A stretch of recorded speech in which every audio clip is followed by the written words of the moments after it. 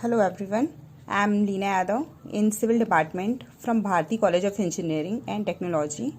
So today's my topic is influence line diagram, that is a part of B4 SEM structural analysis.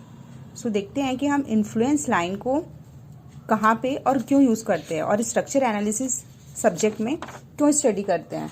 तो जितने भी अपने moving loads हैं, ठीक है, जितने भी अपने मूविंग लोड्स हैं वहाँ पे हम क्या करते हैं, इन्फ्लुएंस लाइन डायग्राम का यूज़ करते हैं। सपोज़ ये कोई स्पान है, ठीक है, ये अगर कोई स्पान है तो यहाँ पे जितने भी अगर मूविंग लोड लग रहे हैं पर्टिकुलर सेक्शन पे, ठीक, यहाँ पे डिफरेंट सेक्शन पे देखो, यहाँ पे डिफरेंट सेक्शन पे यहाँ पे लोड होगा और इसका टोटल ये स्पान दिया हुआ है, ठीक है।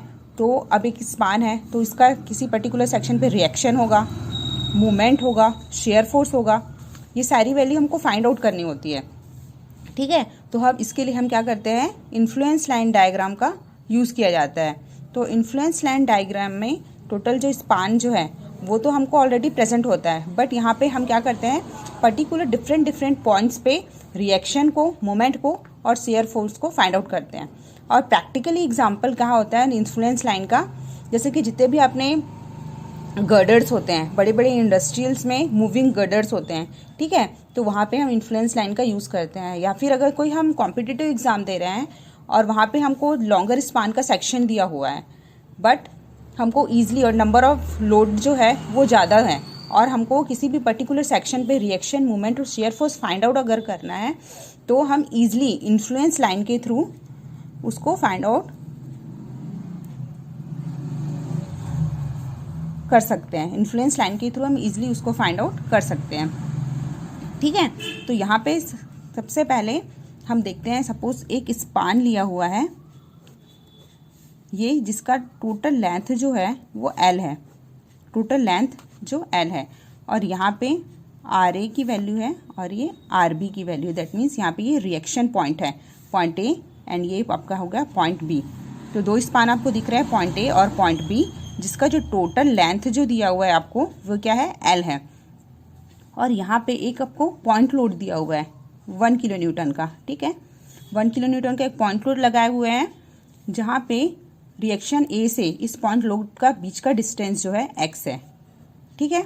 अब देखो यहाँ टोटल स्पान L है और A से पॉइंट A का डिस्टेंस कितना दिया हुआ है, x दिया हुआ है। तो ये डिस्टेंस हम फाइंड आउट कर सकते हैं। दैट मीन्स ये डिस्टेंस आपका क्या होगा, L माइनस एक्स, ओके।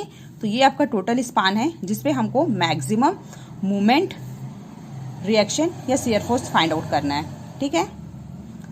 तो कैसे निकालेंगे, यहाँ पे सबसे पहले आप देखते हो रिएक्शन फाइंड आउट करना है, और रिएक्शन फाइंड आउट करने के लिए आपको ट्रिक पता हुआ है कि हम किसी भी एक पॉइंट को फ्री करते हैं और सेकेंड पॉइंट को हम फिक्स करते हैं। तो ये वाला पॉइंट है, जैसे कि RA से हम मोमेंट निकालेंगे तो हम RB को फिक्स करेंगे, और RB पे अगर हम फ्री करते हैं तो RA को हमको क्या करना पड़ेगा, फ्री करना पड़ेगा। तो इसके लिए क्या करते हैं हम, सपोज RB को हम फिक्स कर देते हैं और RA को फ्री करते हैं, तो आपका मूवमेंट क्या होता है, ठीक है। हम यहाँ पे फाइंड आउट कर रहे हैं मूवमेंट एट A। तो movement at A that means हम A को फ्री किए हैं और RB को फिक्स किए हैं। तो मूवमेंट क्या होता है, आपका मूवमेंट है फोर्स इंटू परपेंडिकुलर डिस्टेंस। तो ये है आपका फोर्स RA इंटू इसका perpendicular distance at point B पे कितना होगा, RA जो ऊपर जाके इसका डिस्टेंस कितना हो जाएगा, L हो जाएगा, ठीक है। और यहाँ पे देखो 1 किलो न्यूटन का लोड लगा हुआ है 1, और इसका perpendicular distance L minus x equal to 0। तो हम इजीली RA की वैल्यू यहाँ से फाइंड आउट कर सकते हैं। तो RA कितना आएगा अपना, L minus x divided by L। तो ये हुआ आपकी RA की वैल्यू, ये है आपका RA की वैल्यू। अब सेम एज इट इज़ हम पॉइंट B पे निकालेंगे मोमेंट। तो ये निकालने के लिए कैसे किया जाएगा, अब पॉइंट A को हम फिक्स करेंगे और पॉइंट B को हम फ्री करेंगे। तो यहाँ पे देखो एट पॉइंट B पे आपका मूवमेंट आएगा, तो RB upward direction into perpendicular, इसका डिस्टेंस है L, RB into L minus 1, और 1 से A पॉइंट पे डिस्टेंस कितना दिया हुआ है आपको, x इक्वल टू 0। तो यहाँ से हम RB की वैल्यू फाइंड कर सकते हैं, क्या होगा, x/l। तो ये जो है आपका आर ए और आर बी की वैल्यू हम फाइंड आउट कर चुके हैं। अब इन्फ्लुएंस लाइन हम कहाँ पे यूज़ करेंगे? बेसिकली जो इन्फ्लुएंस लाइन होता है वो दो टाइप की स्ट्रक्चर के लिए हम यूज़ करते हैं। सबसे पहला है आपका डिटर्मिनेंट स्ट्रक्चर,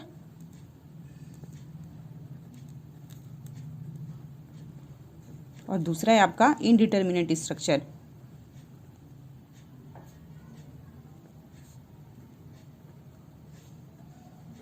ठीक है, तो इस दो पॉइंट पे मतलब इन दो इस टाइप के स्ट्रक्चर के लिए हम डिटर्मिनेंट स्ट्रक्चर और इनडिटर्मिनेंट स्ट्रक्चर के लिए हम इन्फ्लुएंस लाइन जो है वो ड्रॉ करते हैं।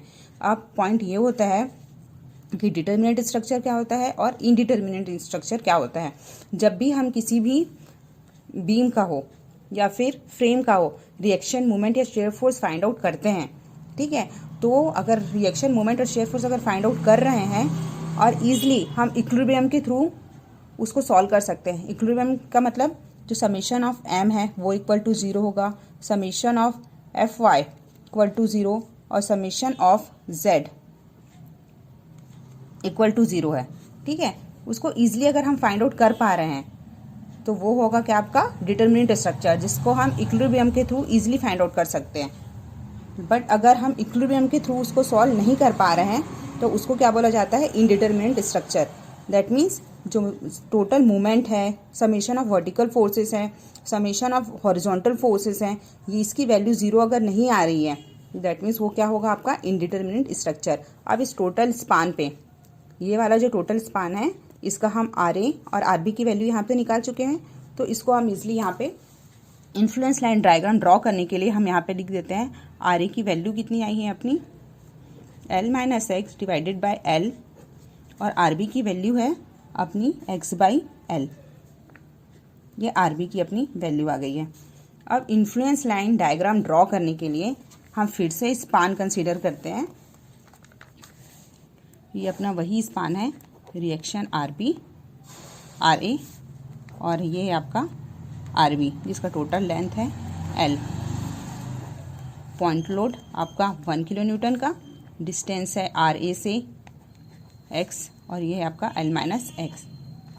अब इन्फ्लुएंस लाइन की वैल्यू यहाँ पे हम पुट करेंगे R A equal to l-x divided by l, और आर बी की वैल्यू x/l। इन्फ्लुएंस लाइन कैसे ड्रॉ करेंगे? इस स्पान पे, क्योंकि इन्फ्लुएंस लाइन जो है जितना भी है वो अपने मूविंग लोड के लिए एप्लीकेबल होता है। ठीक है, तो यहाँ पे अगर कल मूवमेंट लोड यहाँ पे लगा हुआ है तो सेकंड पॉइंट पे मूवमेंट हो यहाँ पे हम इजीली इसको मूव कर सकते हैं। अब इन्फ्लुएंस लाइन ड्रॉ करने के लिए यहाँ पे देखो ए की वैल्यू 0 रखते हैं, मतलब x की वैल्यू 0 रखते हैं। इसके पहले तो कोई डिस्टेंस हमको प्रोवाइड नहीं हुआ है, तो यहाँ पे x की वैल्यू हम 0 कंसीडर करेंगे। देखो यहाँ पे x की वैल्यू अगर 0 कंसीडर किया जा रहा है, ये वाला स्पान से यहाँ तक के लिए पहले कैलकुलेट कर रहे हैं। ठीक है, यहाँ से यहाँ तक के लिए अगर कैलकुलेट कर रहे हैं तो x की वैल्यू 0 पुट करने पे यहाँ पे क्या वैल्यू आएगी? l-0 divided by l, r a की वैल्यू, तो क्या होगा ये l/l इक्वल टू 1 हो जाएगा। तो आर ए की वैल्यू सबसे पहले क्या आएगी? 1 आएगी। अब जो ये वाला जो स्पान है मतलब 1 किलो न्यूटन का पॉइंट लोड है जो यहाँ पर था, तो यहाँ पे रखने पे हम आर ए की वैल्यू कितना निकाले हैं? 1। अब ये वाला जो आपका पॉइंट लोड है वो इधर मूव होगा, यहाँ से इस पॉइंट लोड को जब हम यहाँ पे मूव करते हैं, ठीक है, 1 किलो न्यूटन का लोड अब यहाँ से हट के यहाँ पे प्लेस हो जा रहा है, तो x भी यहाँ तक जाएगा, तो x की वैल्यू क्या हो जाएगी? x की वैल्यू l हो जाएगी। तो l की वैल्यू जब ये वाले इक्वेशन पे हम पुट करते हैं, क्योंकि हम पॉइंट आर ए के लिए निकाल रहे हैं ना अभी इन्फ्लुएंस लाइन, तो यहाँ पे देखो अगर हम ये आपका फर्स्ट पॉइंट हो गया, फर्स्ट पॉइंट के लिए इस पॉइंट के लिए, अब इस पॉइंट के लिए भी हमको निकालना पड़ेगा ना, क्योंकि हम इन्फ्लुएंस लाइन ड्रॉ करना है इसके बाद। तो यहाँ पे हम करते हैं l-x डिवाइडेड बाय l। अब यहाँ पे क्या हुआ है? x यहाँ तक पूरे स्पान पे गया है, तो ये x l के इक्वल हो जाएगा, तो क्या होगा l/l डिवाइडेड बाय l, तो 0/l इक्वल टू क्या होगा? 0 हो जाएगा। तो एट आर बी पे वैल्यू क्या आ जाएगी आपकी? 0 आएगी आर बी पे। अब यहाँ पे हम इजीली इन्फ्लुएंस लाइन जो है ड्रॉ कर सकते हैं एट पॉइंट आर ए के लिए। तो आर ए पे देखो फिर से स्पान, टोटल स्पान l, और यहाँ पे देखो आर ए की वैल्यू कितनी आई है? 1 आई है, तो ये 1 ऊपर जाएगा, और आर बी पे क्या आई है?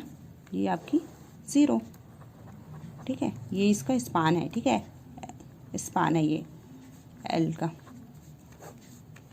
और ये है आपका लेंथ जो कि 1 आया हुआ है। तो ये है आपका RA पे इन्फ्लुएंस लाइन है।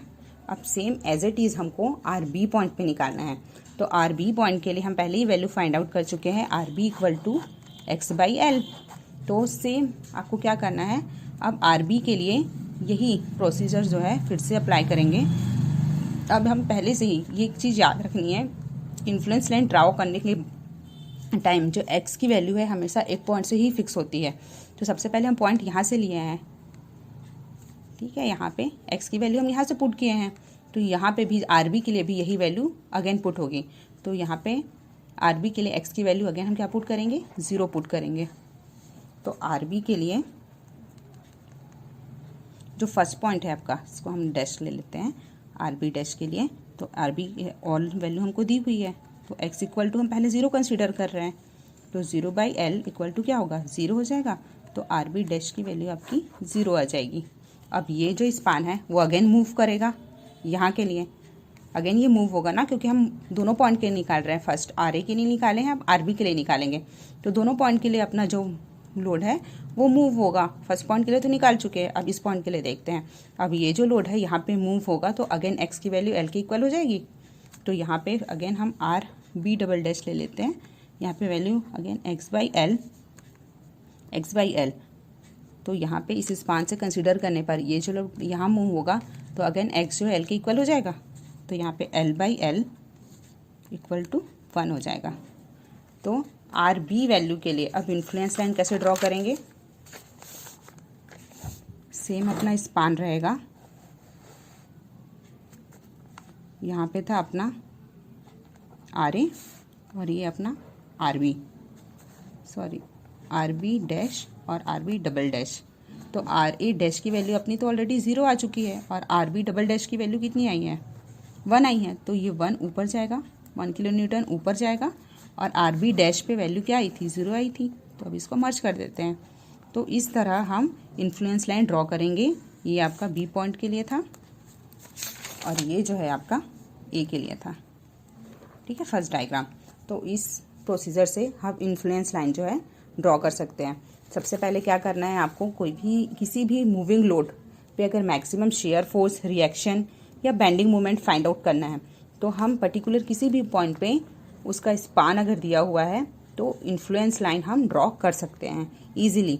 सबसे पहले क्या करोगे, किसी भी एक पॉइंट को फिक्स करोगे और सेकंड पॉइंट को फ्री करके हम मोमेंट निकालेंगे। मोमेंट तो इजीली फाइंड आउट किया जा सकता है SRA और RB पॉइंट से। मोमेंट फाइंड आउट करने के लिए देखने के बाद हम देखते हैं ये पर्टिकुलर जो स्ट्रक्चर है डिटर्मिनेंट स्ट्रक्चर है या नहीं है। मतलब ये जो इक्वेशन है वो इक्विलिब्रियम की कंडीशन फॉलो कर रहा है या इक्विलिब्रियम की कंडीशन फॉलो नहीं करना है, ये देखते हैं। मतलब ये तीनों की value, moment, summation of all the moment, summation of vertical force और समेशन ऑफ हॉरिजॉन्टल फोर्स, इसकी वैल्यू 0 है कि नहीं ये कंसीडर करना है। फर्स्ट स्टेप में रिएक्शन फाइंड करोगे और सेकंड स्टेप में देखना है कि आपका स्ट्रक्चर डिटर्मिनेंट स्ट्रक्चर है कि नहीं है। अब ये फाइंड आउट होने के बाद हम क्या निकालेंगे, क्योंकि ऑलरेडी हम RA और RB की वैल्यू फाइंड आउट कर चुके हैं रिएक्शन के थ्रू। अब रिएक्शन की वैल्यू अगेन इस स्पान पे पुट करेंगे। स्पान पे पुट करने के बाद सबसे पहले किसी एक पॉइंट पर हम वैल्यू 0 कंसीडर करते हैं। वैल्यू 0 कंसीडर करने के बाद हम क्या निकालेंगे, यहाँ पे रिएक्शन निकाले हैं सिंपल सा। और रिएक्शन निकालने के बाद 2 रिएक्शन निकालना है, क्योंकि हमको ये जो है अपना मूविंग लोड है। तो लोड फर्स्ट पॉइंट पे यहाँ था, देन सेकंड पॉइंट पे हम लोड को फिक्स करके इधर मूव किए हैं। तो 2 बार सॉल्व होगा कोई भी एक पॉइंट का। ठीक है, फर्स्ट टाइम यहाँ पे हम निकाले हैं, सेकंड टाइम पे यहाँ पे एट A डायरेक्शन पे। हम एज इट इज, क्योंकि हम RA और RB की दोनों अलग अलग वैल्यू निकाले हैं ना, तो अब RA का निकाल लेंगे 2 बार इसका रिएक्शन, देन RB का निकालेंगे। तो RB का निकालने के बाद हमको ऑलरेडी वैल्यू दी है x/L। x/L दिया हुआ है, तो इसके लिए सेम एज इट इज वो प्रोसेस फॉलो होगा। A पॉइंट पे ये वाले डिस्टेंस पे हम वैल्यू 0 रखेंगे। ठीक है, क्योंकि अपना पॉइंट लोड यहाँ पे है। अब सेकेंड स्टेप में क्या होगा, ये लोड जो है मूव करेगा RB तक, और RB तक मूव करने के लिए हम RB डैश निकालते हैं, डबल डैश निकालते हैं। अब ये दोनों की वैल्यू जब आ जाती है तो अगेन हम इन्फ्लुएंस लाइन ड्रॉ कर सकते हैं। तो आपको याद रखना है कि अगर किसी भी स्ट्रक्चर पे रिएक्शन, मूवमेंट या फिर सपोर्ट ईजिली फाइंड आउट अगर करना है, ठीक है, मतलब किसी भी अगर कॉम्पिटिटिव एग्जाम में ईजिली आपको फाइंड आउट करना है तो ये मेथड जो है एप्लीकेबल है। और जितने भी मूविंग रोड, गर्डर्स या हाईवेज होते हैं, क्योंकि यहाँ पे कंटिन्यूसली लोड जो है 1 पॉइंट से सेकंड पॉइंट पर मूव होती है, तो इस लोड को कंसिडर करने के लिए हम क्या करते हैं, इन्फ्लुएंस लाइन का यूज़ करते हैं। क्योंकि किसी भी स्ट्रक्चर को कंस्ट्रक्ट करने से पहले हमको ये पता होता है कि मतलब फाइंड आउट हम पहले ही करते हैं एस्टिमेशन के थ्रू कि किसी भी अगर यहाँ पे सपोज हम एक ब्रिज बना रहे हैं तो किसी भी पॉइंट पे कितना लोड ये बियर कर सकता है, मतलब कहाँ पे इसकी कैपेसिटी सबसे ज़्यादा है, कहाँ पे कम है, ये सारा चीज़ जो है हम पहले ही फाइंड आउट कर सकते हैं, ठीक है, इस इन्फ्लुएंस लाइन के थ्रू। तो लोड को फाइंड आउट करने के लिए और रिएक्शन, मूवमेंट और शेयर फोर्स फाइंड आउट करने के लिए हम इन्फ्लुएंस लाइन डायग्राम का यूज़ करते हैं। तो ये है जिसके थ्रू हम रिएक्शन निकाले हैं। ये आपका फर्स्ट पार्ट था जिसमें हम इन्फ्लुएंस लाइंस के थ्रू रिएक्शन निकाले हैं। अब हमको क्या निकालना है, मूवमेंट और शेयर फोर्स, जो कि हम नेक्स्ट पार्ट में इसका स्टडी करेंगे।